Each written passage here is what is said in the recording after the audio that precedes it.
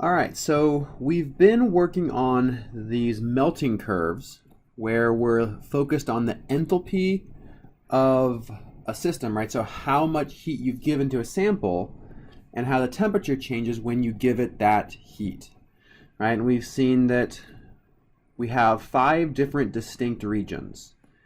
In the first region, we're heating up a solid until we reach the melting temperature, and then we convert our solid to a liquid, right? And this happens when the temperature does not change because the heat that we're giving the sample goes into influencing the intermolecular forces in the solid. Once you've completely converted your solid to a liquid, we now continue adding more heat and the temperature increases until we reach the boiling temperature. At this point, we have 100% liquid, and as we add heat, we convert it to a gas. And once we've converted our sample to a gas, any additional heat that we give the sample increases the temperature. So in the last video, we focused in on the regions of the graph where we have a positive slope. And we said that the heat, or the delta H associated with these processes, are equal to the mass times the heat capacity, or the specific heat, times the change in temperature. Okay? In this video, we're going to focus in on the regions where the slope is equal to 0. And these are the regions where we are going through phase transitions. Right? So this corresponds to a solid to a liquid, so melting, or liquid to a gas, or vaporization.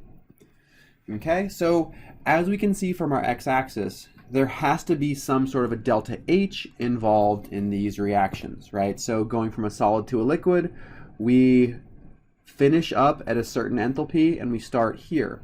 So the delta H here corresponds to the heat that it takes to convert the solid to a liquid. And when we're dealing with a melting process, we call this fusion, and the enthalpy associated with this is delta H of fusion. Okay? This will always have the units of kilojoules per mole. Okay? And when we're dealing with the conversion of a liquid to a gas, so a liquid to a gas, this delta H corresponds to the heat that it takes to convert that liquid to a gas. And this is vaporization. And we have delta H of vaporization. And this has the unit kilojoule per mole. All right, so let's think about the sign of delta H in both of these cases. All right, so we've said before that when you break bonds or break intermolecular forces, so when we break intermolecular forces, this takes energy. So this is endothermic. So we expect delta H to be greater than 0. So the change in enthalpy is greater than 0 if we are either breaking or weakening intermolecular forces. So as we go from a solid to a liquid, we expect delta H to be greater than 0. And when we go from a liquid to a gas, we are breaking intermolecular forces, so we expect delta H to be greater than 0. And indeed, the enthalpy of the gas is higher than the enthalpy of the liquid, so the final minus initial would give us a positive delta H. Whenever we're moving to the right on this graph, delta H is greater than 0. Okay? So let's think about reversing this. If we start as a gas and we become a liquid, right? So we're going from gas to liquid. In this case, we're actually making intermolecular forces, right? We're creating intermolecular forces so that we can condense from a gas to a liquid. And whenever we make bonds or make intermolecular forces, we expect this to be exothermic, and delta H should be less than 0. So going from a gas to a liquid, we expect delta H to be less than 0, and going from a liquid to a solid, we expect delta H to be less than 0. And this is consistent with what we've talked about a lot of times, that if you reverse a reaction, you change the sign.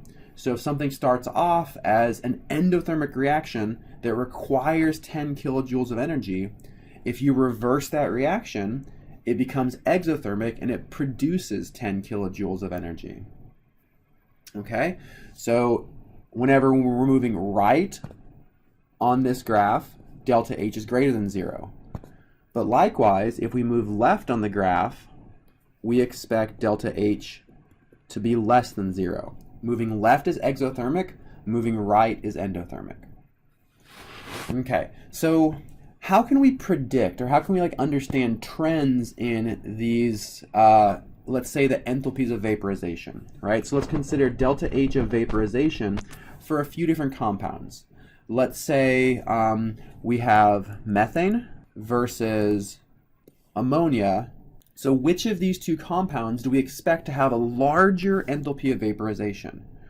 Or another way of saying this is, which of these two compounds will take more energy to break the intermolecular forces? Because remember, when we break intermolecular forces, we vaporize the molecule.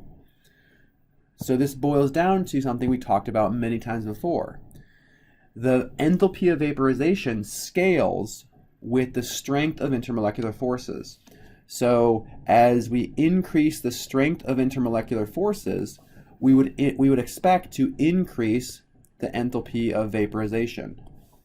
And likewise, we would also expect to increase the enthalpy of fusion.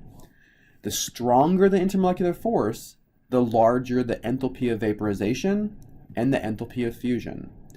So methane has only LDF, whereas ammonia has LDF, dipole-dipole, and H bond. So we would expect ammonia to have a larger enthalpy of vaporization and enthalpy of fusion than methane.